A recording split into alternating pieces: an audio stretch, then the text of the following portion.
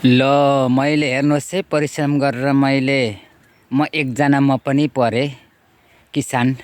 मैले परिश्रम धेरै गरेको छु। हेर्नुहोस् है साथीहरू, यहाँ मैले अब यो मकैलाई सानैदेखि मैले यो मकैलाई यस खेतको मकै हो, खेतमा मैले दाना उमारेपछि यो मकैलाई चाहिँ मैले मेरो कर्तव्य हो नि त, मैले यसलाई चाहिँ धेरै अब स्याहार सुसार गरेँ।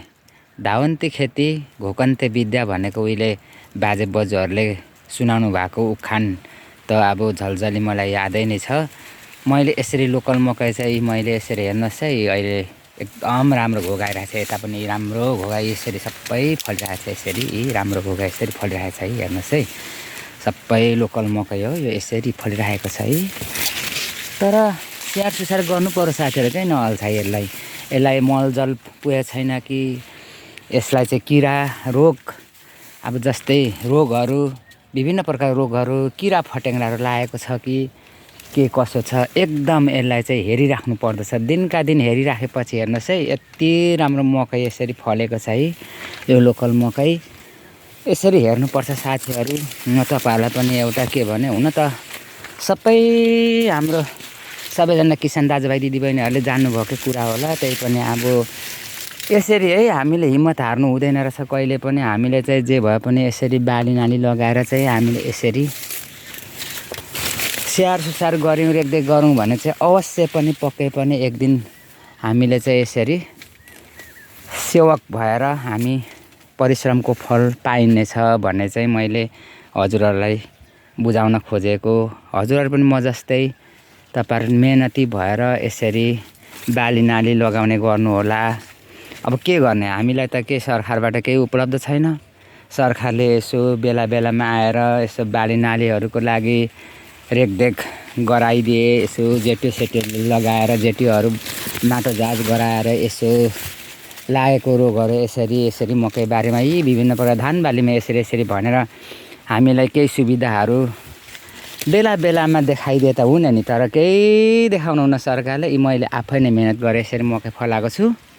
हेर्नुहोस् अहिले त यस्तै आफैले मिहिनेत गरेर यसरी फलाइयो भने अलिकति जे होस् मजै हुँदो रहेछ है। यसरी मैले 9-10 कट्ठा धेर छैन, 9-10 कट्ठामा मैले मकै मजाले लगाइराखेको छु।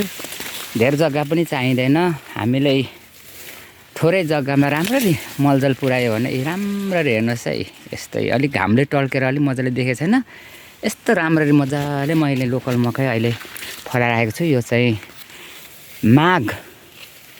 माघको अन्तिम महिनातिर मैले चाहिँ छर्न लागेको, माघ जान लागेको हप्ता दिन करिब हप्ता दिन मात्रै बाँकी थियो माघ महिना जानलाई। अनि त्यतिखेर छरेको मकै अहिले अब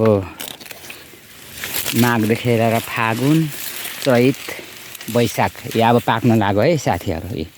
यसरी मेहनत गरौँ, अब के गर्नु, सरकारको मात्रै आश गरेर नहुने रहेछ। धेरै अब हाम्रा दाजुभाइ दिदीबहिनीहरू धेरैजना अब सबैजना नेता तै राजा मै राजा, हामीलाई दिने कसले खाजा भने जस्तै। हेर्नुहोस् है, सबैजना दाजुभाइ धेर दिदीबहिनीहरू नेता भएपछि हामी सरकारको हामीलाई किसानलाई केही उपलब्ध छैन। हामी कुनामा बस्ने मान्छेलाई यसरी हामीले आफै मिहिनेत गऱ्यौँ भने समयमा चाहिँ यसो आधी बेरीहरू चाहिँ धन्न यसपालि आधी बेरी चाहिँ आउन सकेन। त्यही भएर मकै एकदम राम्ररी फलेको छ। हेर्नुहोस् है, समयले ठग्न पाएन भने, मौसम वातावरण मिल्यो भने हामीले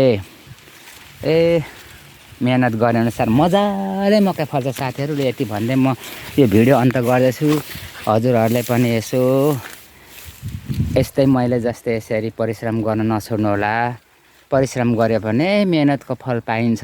यसरी नै मैले धान पनि भिडियो गरेर पठाइदिएको थिएँ हजुरहरूलाई, हेर्नुभयो कि होइन। मैले युट्युबमा लागेको थियो, अहिले पनि मैले युट्युबमै लाउन लागिरहेको छु। हेर्नुहोस् होला है, यो के भने यो यसो काममा काम सिकौँ, मेहनत गर्न कहिले नछाडौँ भनेर मात्रै मैले हजुरहरूलाई सम्पूर्ण हाम्रो नेपालका दाजुभाइ दिदीबहिनी, देशभरिका दाजुभाइ दिदीबहिनीहरूलाई चाहिँ मैले यो यसो जानकारी दिनको लागि पनि भिडियो बनाएको, अनर्थ नसोच्नु होला। लु हवस् त, यति भन्दै मेरो यो मकै बाली हजुरहरूलाई देखाउँदै म यो छोटो भिडियो यहीँ समाप्त गर्दैछु। हवस् त, सबैजना बिदा हुँ।